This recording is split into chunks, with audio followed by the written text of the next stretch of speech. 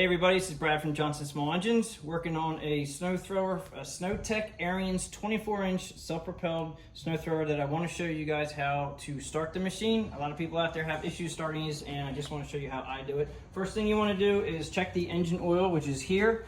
All right, you just pull the dipstick out. This oil here we just changed, so it's very, very clean.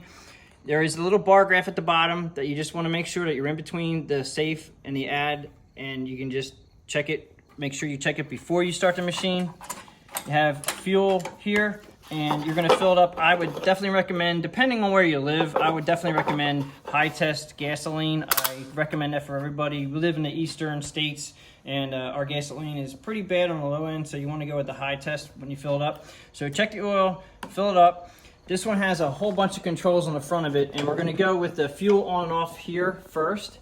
All right, it's a little hard to tell, but I'm pretty sure there's an arrow here that goes to on, and then when you flip it straight up and down, it goes to off. So you want to make sure we're on, which is here, or straight across. Just kind of remember that when this is in line, that it's in line with the fuel line, that it's actually on. You have a on and off switch here. All right, you want to make sure that it's on run and stop. So make sure that's on run. A lot of people miss this one. This is actually another little key, ignition key, I guess they call it, but you just want to make sure that it is in all the way and it is not missing. A lot of people go and hit the run, turn everything on, there is no key in it, it doesn't run, they wonder why. It's because they all come with at least one key. They might come with two. And I do recommend maybe drilling a hole in this and putting a little bit of a cord around it so you can wrap it around the machine so you don't lose it, because you have to have that in. So we have switch here, switch here. Up here is the choke. And this one is extremely, it's just confusing. You can't tell which way is on by looking at this. And some people that can, great, but I do it real simply.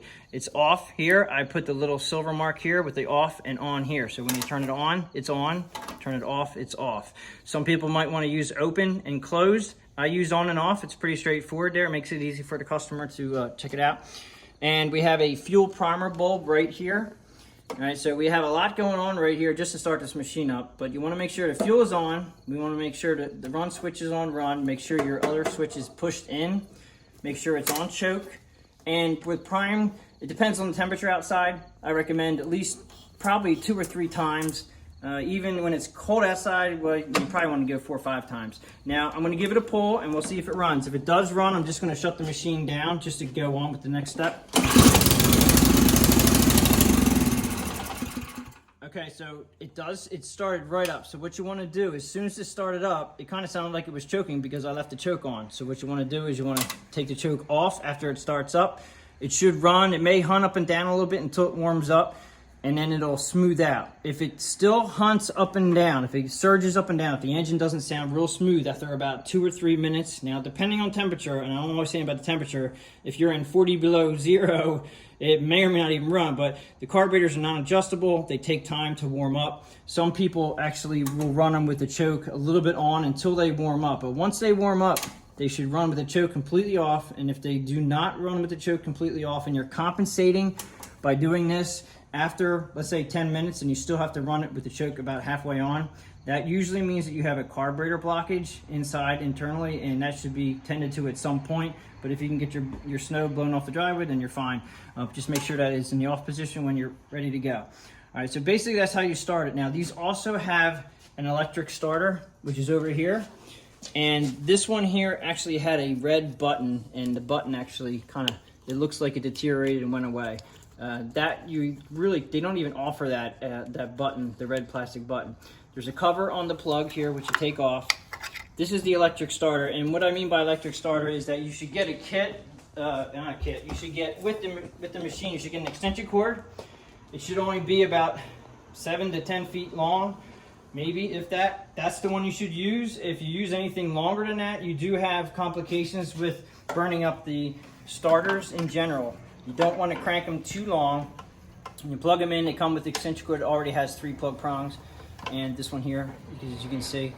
So just plug it in, and as we're going to do with everything else, you want to make sure the fuel is on, make sure it's on run, make sure your switch is pushed in.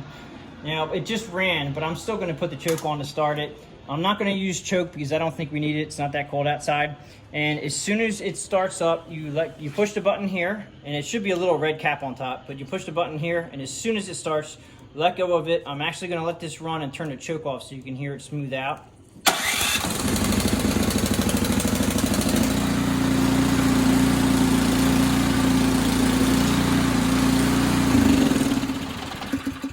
Okay, probably need about another 30 seconds to get better, but as soon as it starts up too, you have to remove the extension cord before you go anywhere, obviously, or you will run it over.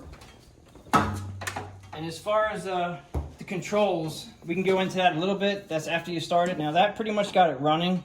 All your controls up top here are pretty self-explanatory.